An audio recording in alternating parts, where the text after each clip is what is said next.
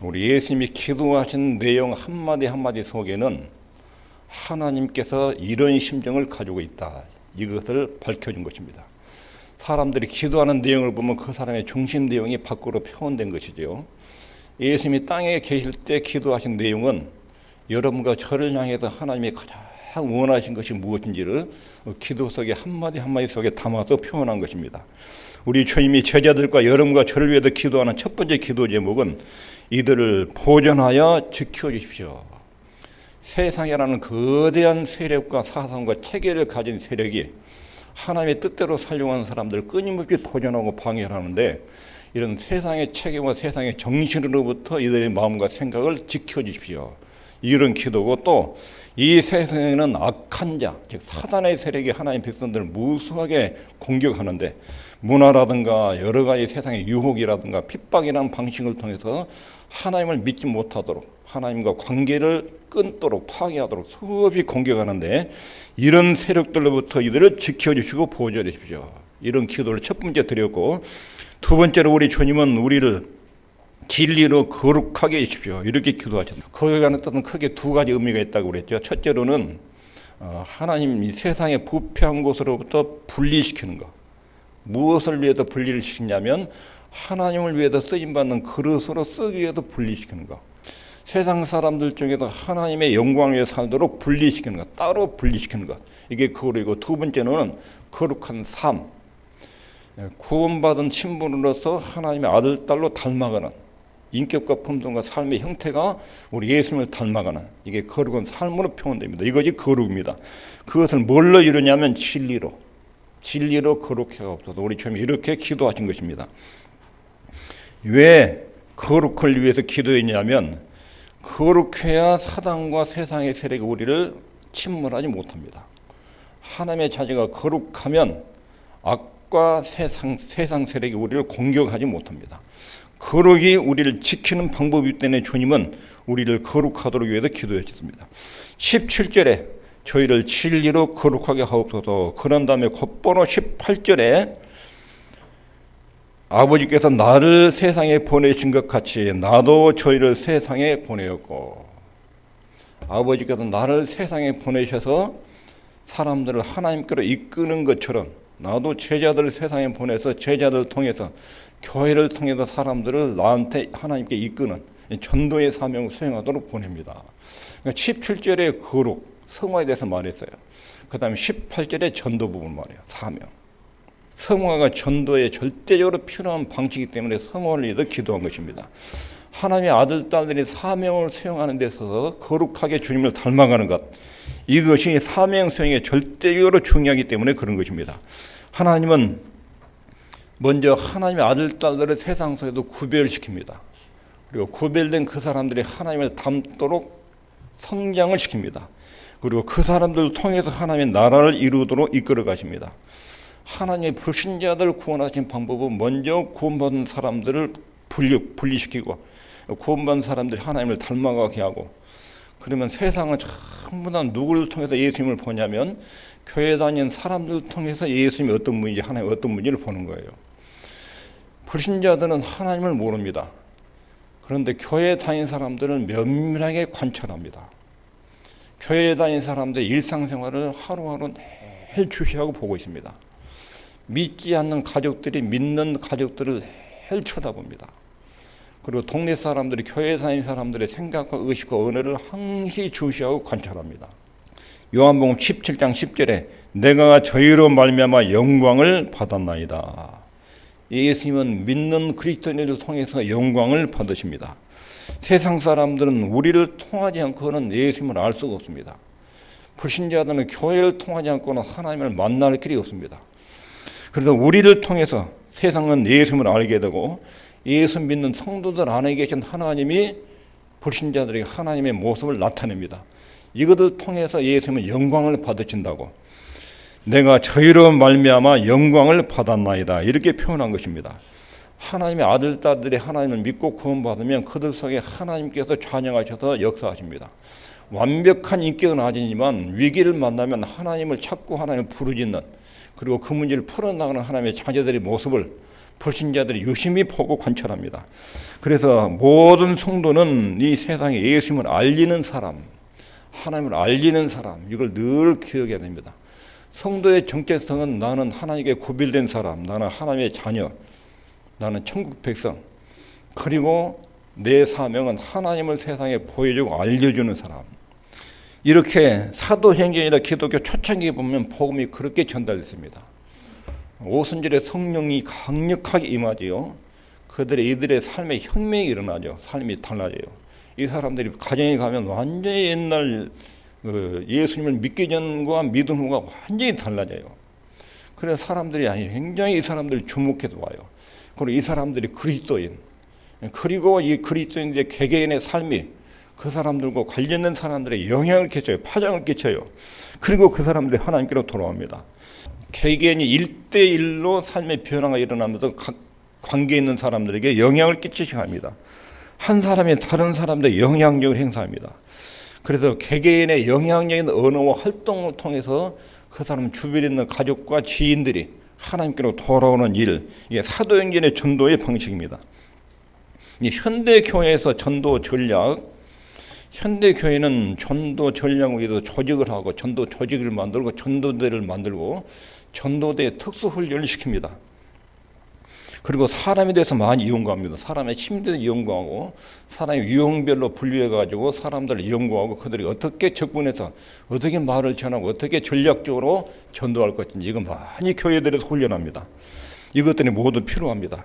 근데 우리 주님께서 전도의 방법을 쓰면 12명만 3년 동안 계속 같이 먹고 마시고 양육을 합니다. 이들을 위해서 기도하기를 저희를 거룩하게 하옵소서. 진리로 저희를 거룩하게 하십시오. 그리고 사역을 언제 시키냐면 오순절에 성령 임하신 다음에 성령 충만해져야 이들이 예수님의 인격과 삶으로 바뀌게 되고 그 다음에 이들이 증거하기 시작합니다. 그래서 예수님이 가장 중요한 전도 방법은 성화. 진리로 주님을 닮은 사람으로 바꾸는 것. 신분과 인격이 바뀌는 것. 그리고 나서 일을 보내요. 일을. 3년 동안 이것을 가르치고 난 뒤에 오순절에 성령 임하신 뒤에 비로소 사역을 시켜요. 주님의 방법이에요. 우리 예수님의 방법은 성경 여러 곳에 나타납니다. 먼저 구약 성경에 보면 사사기에 기드온 10만 명이 넘는 적군들이 이스라엘을 쳐들어왔습니다. 기드온이 군사를 모집했는데 3만 2천 명이 모았습니다. 하나님의 기드온에게 하신 말씀이 3만 2천 명을 내가 쓰지 않는다. 집으로 돌려보내라.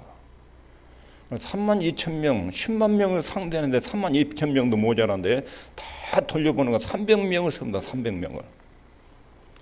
300명에다 하나님의 가르쳐준 전략이 뭐냐면 횃불하고 항아리. 여러분 전쟁터 나갈 때 횃불하고 항아리 들고 나가야 되십니까? 총칼을 들고 나가야 되겠습니까? 아주 웃긴 거예요. 적들은 10만 명이 넘는데 하나님 300명을 통해서 일하겠다고. 300명을 통해서. 우리 전쟁 무기는 항아리하고 횃불 가지고 나가. 항아리 횃불 가지고. 하나님의 전략과 하나님의 방법은 전혀 세상적인 방법과 달라요. 그리고 항아리를 깨뜨리면서 횃불을 들고 소리를 지르니까 적들이 아주 얼마나 혼비백산으로 놀랐는지 그 항아리 깨지는 소리하고 횃불이 엄청나게 많은 군대가 자기를 이렇게 덮치는 것을 알았어요. 아군끼리 저희들끼리 막 치고 싸워가지고 거의 다 죽였어요. 하나님의 특수한 방법은 특별한 사람들을 통해서 거룩한 사람들을 통해서 역사하십니다. 다윗과 요나단 할 때 그 요나단 사울왕과 블레셋 군대가 충돌 정면으로 대결했습니다. 블레셋 군대가 너무 전략이 강하니까 이스라엘 사울 쪽에 있는 군대들이 도망가기 시작합니다. 그런데 이때 요나단이 블레셋 전체 군대의 성들에서 일어납니다. 많은 사람 통하지 않았습니다. 거룩한 사람 한 명. 그 사람을 통해서 전쟁을 승리를 일으킵니다. 부패한 이스라엘의 죄를 사는데 에레미야 선지자 하나를 씁니다. 아합시대 때 엘리야 한 사람을 씁니다. 세례 요한 이 한 사람을 통해서 사람들에게 강력한 복음의 메시지를 전합니다. 예수님의 제자들도 마찬가지입니다. 그 당시에 아주 잘 배운 사람, 똑똑한 사람, 도덕적으로 훈련된 사람들이 많았습니다. 예루살렘 안에. 근데 갈릴리촌에서 업을 생활한 사람들, 무식한 사람, 못 배운 사람, 아주 선박한 사람. 이 사람들 보면 세상의 영향력을 도저히 행사할 수 없는 사람들이에요. 이런 사람들 12명을 우리 주님이 부르셨습니다. 그리고 그들을 세상 속에 보냈습니다. 이 사람들이 거룩한 사람으로 바뀌고 성령 충만하자 엄청난 능력이 나타나는 것입니다. 고린도전서 2장 4절에 내 말과 내 전도함이 지혜의 고난 말로 하지 아니하고 다만 성령의 나타남과 능력으로 하나님의 방법은 이렇게 복음을 전하고 사역을 이루셨습니다. 바울 한 사람이 하나님의 말씀으로 충만해지고 성령으로 충만해져 가지고 거룩한 한 사람이 유럽에 발을 디뎠습니다. 그리고 유럽 전체가 기독교 국가로 바뀌는 그런 열매가 나타나게 된 것입니다. 교회 역사에도 이런 일들이 참 많이 일어났습니다. 종교 개혁 때 캐톨릭이 엄청난 교회 부패를 가져왔는데 이걸 다룰 길이 없는 거예요. 하나님 말틴 루터라는 한 사람을 써가지고 그 세계를 완전히 뒤집어 펴놨습니다. 거룩한 한 사람이 성령 충만해서 움직이면 그 나라에 엄청난 변혁이 일어납니다. 하나님이 사람을 떠서 역사를 다루는 방식입니다. 그럼 하나님이 왜 이렇게 역사하시는가? 왜 구별된 사람을 쓰시는가? 왜 거룩한 사람을 하나님이 들어서 쓰시는가? 그 이유는 세 가지가 있습니다. 첫 번째는 교회가 거룩할 때 진정한 일치를 이룹니다. 성도들이 주님을 닮아갈수록 교회는 하나가 됩니다. 하나 됩시다 해가지고 그거 외친다고 하나 되는 거 아닙니다. 우리가 마음이 한 뜻으로 한 마음으로 뭉칩시다. 아무리 소리를 질러도 하나 되는 것이 아닙니다. 삼각형이에요. 삼각형. 이쪽에 사람, 이쪽에 사람. 여기 예수님. 예수님께 가까이 가면 갈수록 사이가 가까워집니다. 친밀해집니다. 예수님을 닮으면 닮을수록 일치가 됩니다. 예수님은 멀어지면 멀어질수록 아무리 친한 사람도 결정적인 부분에 가서는 안 맞습니다. 생각이 틀려버립니다. 생각이.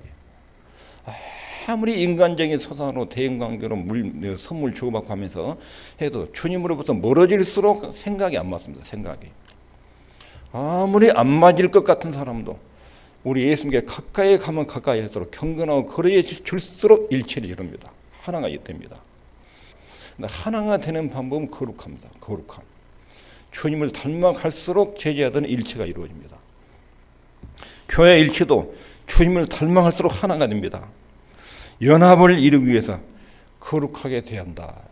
이것을 주님 말씀하십니다. 두 번째로는 거룩해야 복음이 전달됩니다. 복음은 그리스도인의 개개인을 통해도 전달됩니다. 세상 사람들은 전부 다 예수 믿는 사람들을 일주일 내내 관찰하고 주시하고 봅니다. 복음이 전달될 때는 예수 믿는 사람을 통해서 전달되는데 복음 전파의 첫 단계가 거룩함이에요. 거룩함. 말로 전합니다. 우리 예수 믿으라고 많이 전해야 됩니다. 교육하라고. 근데 첫 단계가 거룩함이에요. 베드로전서 2장 11절 12절에도 살아난 자들아 나그네와 해인같이 너희를 권하노니 영혼을 거스려 싸우는 육체의 정욕을 제하라.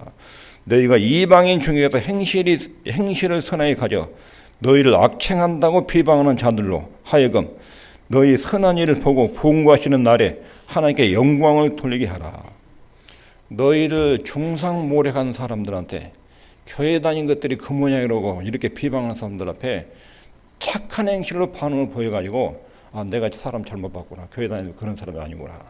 이렇게 반응이 나오도록 행실로 부끄럽게 하라는 거예요. 부끄럽게. 욕하면 맞받아치지 말고 악랄하게 되면 나도 악하게 맞받아치지 말고 악랄하게 돼 있는데 의외로 예수 믿는 사람의 반응이 아주 착하고 선하게 나와요.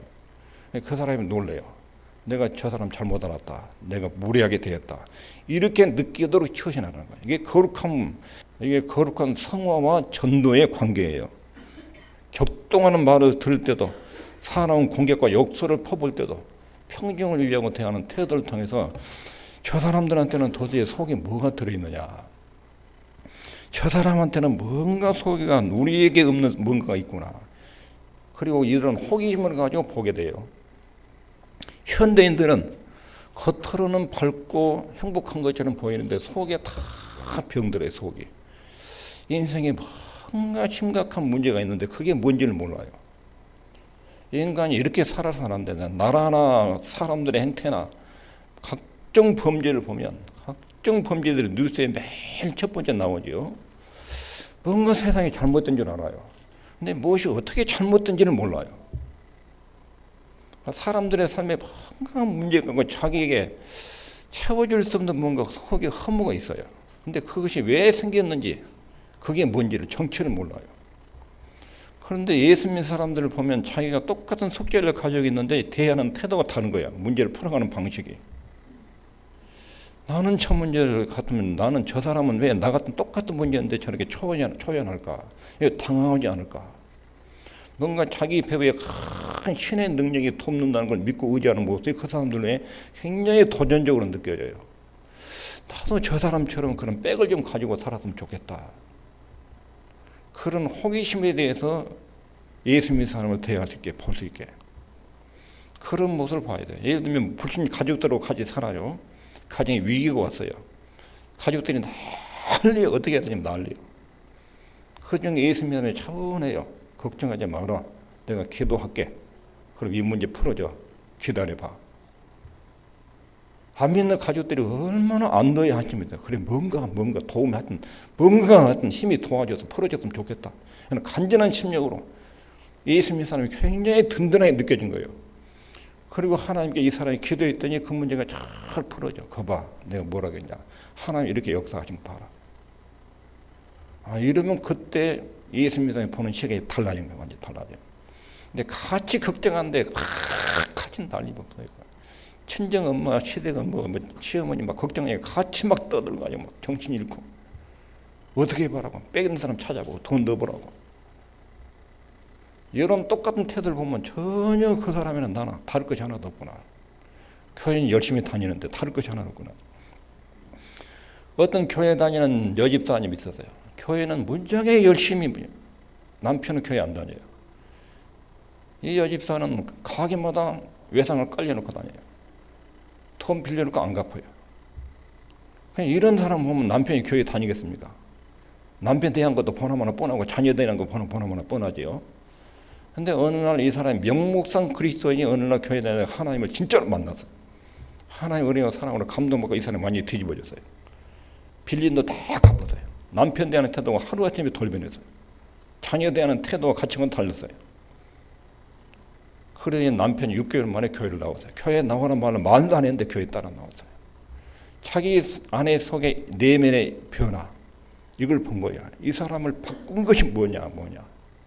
이 여자가 갑자기 이렇게 바뀌어지고 달라진 이유가 뭐냐. 그 속에 자기가 하는 어떤 신적인 능력이 뭐냐. 나도 좀 그분을 만나고 싶다. 그래서 따라 나온 거예요. 성화 전도는 필수적이에요. 그래서 주님께서 내가 세상에 이들을 보내기 전에, 보냅니다 하기 전에 17절에 진리로 이들을 거룩하게 하십시오. 거룩하게 하십시오. 그리고 내가 세상에 보냅니다. 그 다음에 나와요. 전도의 부분이. 성화는 전도의 필수적인 것입니다. 그 다음에 세 번째 이유는 주님이 왜 거룩한 사람을 쓰시는지 깨끗한 그릇을 쓰십니다. 깨끗한 그릇. 그릇이 더러우면 일단 씻어요. 아무리 고급스러운 그릇도 쓰려면 일단 씻습니다. 씻어요. 깨끗이 닦아낸 다음에 사용을 합니다. 성령님은 절대로 깨끗한 사람을 쓰십니다. 아무리 하기가 좋고 배운 것이 많고 돈이 많고 사람이 그렇더라도 예수 믿기 전에는 그 사람 하나님이 쓰지 않습니다. 또 예수 믿고 거룩한 사람으로 바뀌기 전에 하나님이 그러도록 쓰지 않습니다. 바뀌기 전에, 변화되기 전에 쓴다고, 일한다고 막 움직이면 완전 난장판을 만듭니다. 그게 하나님의 일이 아닙니다. 우리 주님은 깨끗하게 한 다음에 쓰십니다. 그래서 모든 성도들이 거룩하게 사는데 총력을 기울이면 그 교회는 부흥합니다. 따라 합시다. 성도가 거룩하면 교회가 부흥합니다. 아주 건강하게 부흥합니다. 건강하게. 제가 나주에 있을 때 힘들게 목회하던 목사님이 이 교회도 그 옆에 교회로 옮겼습니다. 열심히 전도해가지고 교회를 옮기자마자 교인이 20명, 30명 불어났습니다. 1년 만에. 각 마을마다 막 전도를 했습니다. 계속 교인들이 나와가지고 교회가 부흥하면서 재정도 늘고 해서 교회 건축도 하고 리모델링도 하고 사택의 빚도 싹 갚았습니다. 늘 내가 만날 때 하는 말이 양육해. 새로 나온 사람 하나님 믿도록 양육해. 3년째 됐습니다. 교회 시험에 들면서 막 분쟁이 일어나면서 3개월 만에 30명이 떠나버렸습니다. 80명 되는 교인이 갑자기 40명으로 줄어드니 점점 줄어들어가지고 복구가 안 됩니다. 전도해가지고 몰려와도 사람들이 교회 안에 있는 사람들이 성품이 안 변해 있으면 시험 받아가지고 떠나면 그 다음에는 진짜로 안 돌아옵니다. 근데 교회 성도들이 먼저 참 말과 언어가 달라져가지고 사람들한테 말하는 것처럼 눈빛이 따뜻하고 사랑과 애정이 있고 주님을 닮으면 한 사람 한 사람 들어오면 떠나지 않습니다. 한참 견고하게 자랍니다. 오늘 갑자기 몰려왔다가 시험 들면 싹 사라져가지고 두 번 다시 안 나오는. 이게 전도가 중요한데 교회가 성화에 주님을 닮아가는 이 인격적 성숙이 안 되면 교회에 와가지고 누구 만나고 시험 들어가지고 향 떠나가지고 두 번 다시 안 다닌다고 두 번 다시 상처받아가지고 이런 경우가 있으니까 주님께도 그래서 성화 진리로 거룩하게 해주십시오. 그리고 난 뒤에 내가 이 사람들을 보냅니다. 예수 믿으면 주님을 닮아야 됩니다. 주님을. 그리고 전도가 이루어집니다. 하나님의 깨끗한 글을 쓰기 때문에 거룩을 위해서 기도한 것입니다. 우리는 질문 던져야 돼요. 내가 나의 삶이 다른 사람들에게 어떤 파장을 끼치고 있는가, 어떤 영향을 끼치고 있는가, 나를 보고 사람들이 예수 믿고 교회로 나오는가, 왜 안 그런가, 왜 나는 안 변하는가, 이런 점들에 대해서 살펴봐야 됩니다. 사람이 거룩해질 때 아름다운 전도가 이루어집니다. 자, 여기까지 말씀을 정리하면 성화가 우리를 세상과 마귀로부터 보호해주는 방법입니다. 두 번째 메시지는 성화가 전도에 절대적으로 필요한 방식이기 때문에 그런 것입니다. 세 번째 거룩을 위해서 우리 주님이 기도하신 것은 디도서 2장 14절을 보면 그가 우리를 대신하여 자신을 주심은 모든 불법에서 우리를 구속하시고 우리를 깨끗하게 하사 선한 일에 열심하는 친백성이 되게 하려 하십니다. 예수님이 십자가에서 자기를 희생시킨 이유가 뭐라고요? 우리를 대신해 자신을 주시면 모든 불법에서 우리를 구속하시고, 불법이란 말은 하나님 이것을 해라 안 하는 거예요. 하지 말아라 한 거예요. 불법은 하나님의 법을 어긴 거예요. 죄는 불법이라. 죄는 하나님이 하라고 한 것을 안 하고 하지 말라고 하는 것. 이게 죄예요.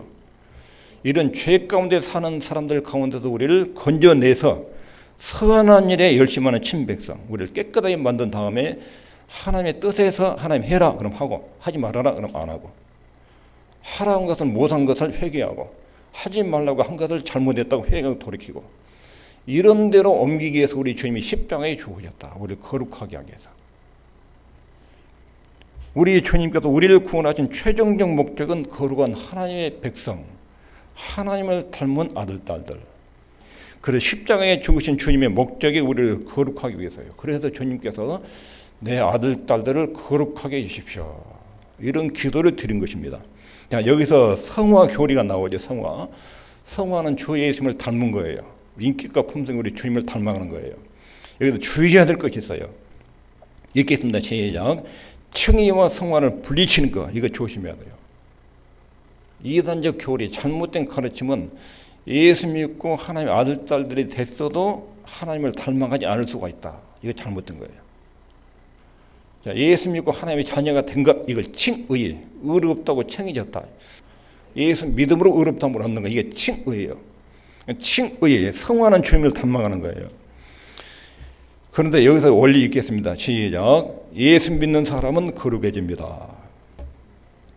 예수 믿고 하나님의 아들, 딸 된 사람은 반드시 예수님을 닮아가요.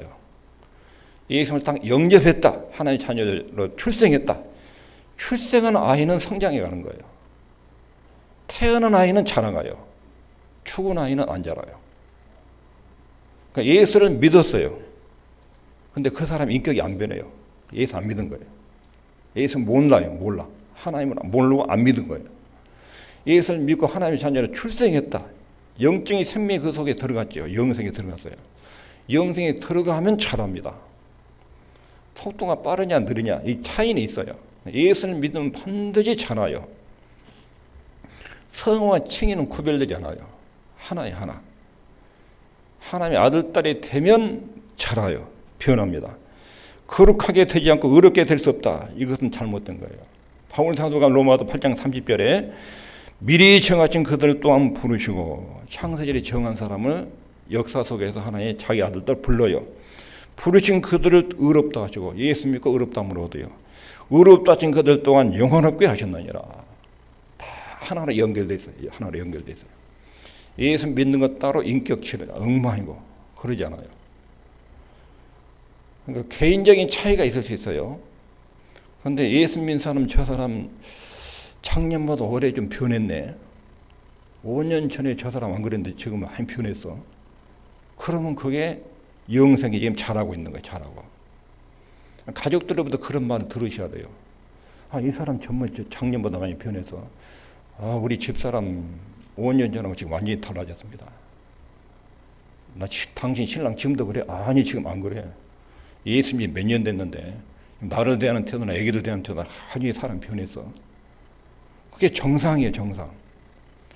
근데 5년 전이나 지금이랑 똑같아. 안 믿을 때고 똑같아. 근데 교회 다니는데 이 사람 예수 안 믿는 사람이에요. 안 믿는 사람. 영적 생명이 죽어 있는 거예요. 이게 성화 칭의는 절대로 풀리지 않아요. 예수 믿으면 자라요. 자라. 예수를 믿고 영접하면 그때 영생, 생명이 출발한 거예요. 출발. 성화가 출발 시작이에요. 시작. 꾸준히 횟수가 거듭될수록 이 사람이 전에 몰랐던 하나님을 자꾸 배우고 전에 몰랐던 하나님 말씀을 자꾸 들으면서 인격과 사상과 가치관과 삶의 형태가 달라져요. 자기가 자신의 생각할 때도 나 옛날에는 안 그랬는데 옛날에는 내가 잘나면 살았고 내가 막 똑똑한 줄 알고 그랬는데 세월이 갈수록 교회를 다니면서 내가 모자라고 부족하고 하나님의 도움이 필요하고 막 은혜가 아니면 안 되고 그런 거 보니까 내가 많이 잘한 것 같다. 자기도 자기를 볼 때 이게 있어야 돼요. 하나님에 대한 생각이 다르고 행동과 품행이 다르고 인생에 대한 보는 관점이 다르고 삶과 죽음에 대한 시각이 옛날에는 이렇게 생각했는데 내가 교회 다닌 뒤로는 이렇게 생각이 내가 달라졌다. 이게 성화예요. 이게 잘하는 거예요. 칭의와 성화는 결속되어 있습니다. 나누면 안 됩니다. 의롭게 되는 순간 성화가 시작됩니다. 이게 진짜 복음이에요. 반죽 복음은 이거예요. 교회 다니고 십자가 은혜 용서받는 거 참 좋고 행복하고 기쁘고 편하고 그런데 거룩한 삶과는 전혀 관련이 없는 거예요. 희낙낙거리고 좋아하는 것 같은데 안 변해요. 복음은 한쪽에는 십자가의 용서, 하나님의 사랑, 행복감, 기쁨, 평화가 있어요. 동시에 반드시 인격적인 성숙이 동반돼요. 성숙이. 여러분 말이 바뀌어야 돼요. 말이. 사람들 함부로 탁탁 찍는 말들이 옛날에 10번 했으면 한 해 지나면 9번, 8번 점점점 줄어야 돼요. 옛날보다 이 사람 말이 참 공손해졌구나. 그런 현상이 있어야 돼요. 옛날에 지금하고 똑같으면 악담하는 태도가 똑같으면 그건 안 자란 거예요. 그럼 교회도 안 다니는 사람한테 무척 욕을 먹어요. 교회도 욕을 먹고 하나님도 욕을 먹고. 온전한 복음은 성화와 함께 십자가와 복음의 은혜와 감격이 있고 동시에 성숙한 변화 이게 같이 따라다니는 것입니다. 성화 교회도 조심해야 될 건 칭의와 성화는 분리되지 않는다. 예수 믿으면 거룩한 사람으로 출발한다. 성장해 간다 하는 거예요. 우리가 복음을 전할 때도 가장 먼저 전할 게 성화 메시지예요. 성화. 당신은 지금 죄인이고 예수를 믿어 죄의 용서를 받고 하나님을 만날 수 있습니다.